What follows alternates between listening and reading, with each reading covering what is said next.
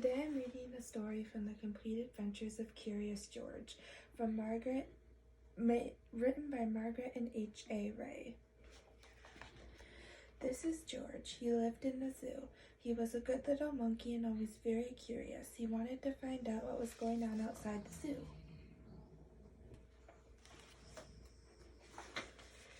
One day when the keeper was not paying attention, George got hold of the key for the cage.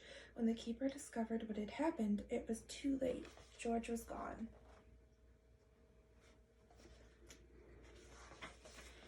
Where was George? They looked for him everywhere, but they could not find him.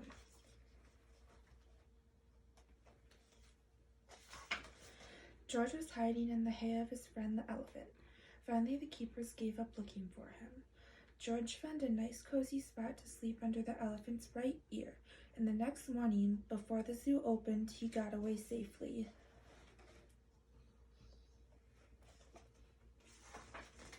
Once in the street, George felt a little scared. What should he do in the big city? Maybe he could find his friend, the man with the yellow hat, who had brought him over from Africa a long time ago. Only George did not know where he lived. There was a bus stopping at the corner. George had never ridden on one. Quickly he climbed a lamppost, jumped on top of the bus, and off they went. Now they were right in the center of the town. There was so much to see that George did not know where to look first. If only he could go on riding like this forever. But after a while, George got tired and a little dizzy. When the bus slowed down to turn onto a side street, George jumped off. There was a restaurant right in front of him. Something smelled good. Suddenly, George felt very hungry. The kitchen door stood open and George walked in. On the table was a big pot. Of course, George was curious. He had to find out what was in it. When the cook came back in, he had a big surprise. Spaghetti was all over the place, and in the middle of it was a little monkey. George had been eating yards and yards and had wound himself all up in it. The cook was a kind man and did not scold much, but George had to clean up the kitchen and then do all the dishes. My, what a lot of them there were. The cook was watching George. "You are lucky to have 4 hands," he said. "You can do things twice as quickly."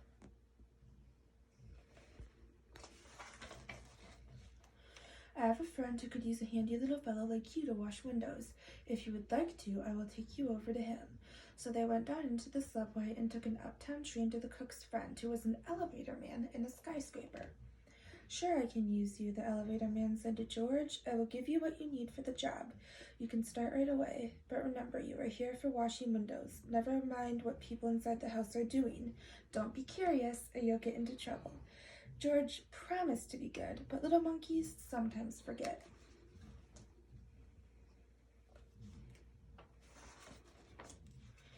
George was ready to start. My, how many windows there were, but George got ahead quickly since he worked with all 4 hands. He jumped from window to window just as he had once jumped from tree to tree in the African jungle. For a while, George stuck to his work and did not pay any attention to the people inside. Of course, he was curious, but he remembered his promise. In one room, a little boy was crying because he did not want to eat his spinach.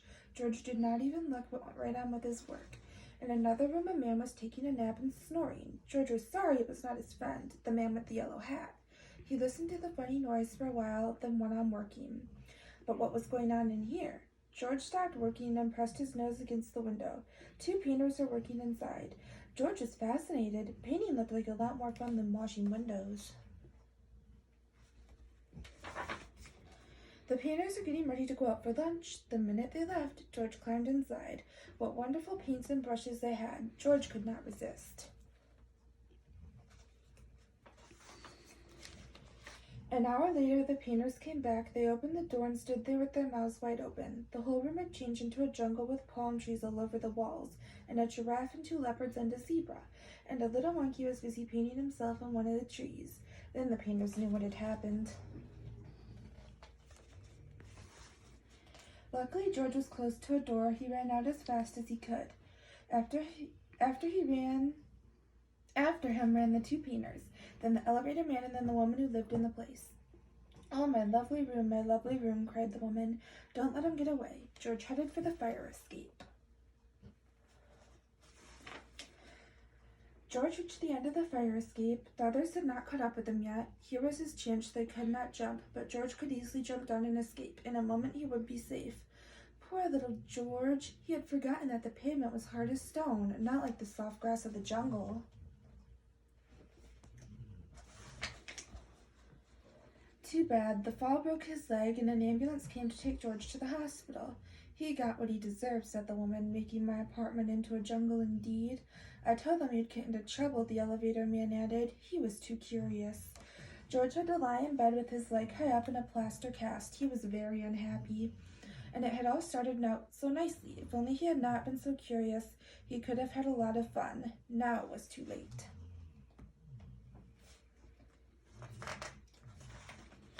But the next morning, George's friend, the man with the big yellow hat, was buying his newspaper. Suddenly, he got very excited. This is George, he shouted when he saw the picture on the front page. Quickly, he read the whole story and then ran to a telephone booth to ring the hospital. I am George's friend, he said to the nurse who answered the telephone. Please take good care of him so that he will get better quickly. I want to take him to a movie studio and make a picture about his life in the jungle. Don't let him get into any more mischief until I can take him away. Finally, the day came when George could walk again. Your friend is going to take you away this morning, said the nurse. Just wait right here for him and don't touch anything. As soon as George was alone, he looked around at all the strange hospital things. I wonder what is in that big blue bottle, he thought.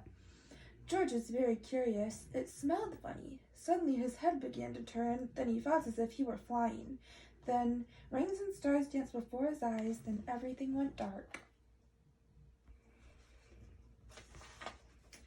And this is how the man with the yellow hat found George when he came to call for him.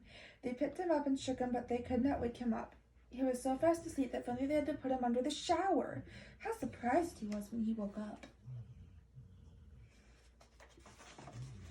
George said goodbye to the nurse and the kind doctor. Then he and the man with the yellow hat got into the car to drive to the movie studio. In the president's office, George had to sign a contract. Now he was a movie actor. In the studio, George was kept so busy all the time that he forgot to be curious. He liked the jungle they made for him and played happily there. And when the picture was finally finished, George invited all his friends to see it. The doctor and the nurse and the ambulance driver and the man from the newsstand and the woman and the elevator man and the two painters and the cook and the reporter and all the keepers of the zoo. Now the lights went out and the picture started. This is George, the voice began. He lived in the jungle. He was a good little monkey. He had only one fault. He was too curious. The end. Thank you.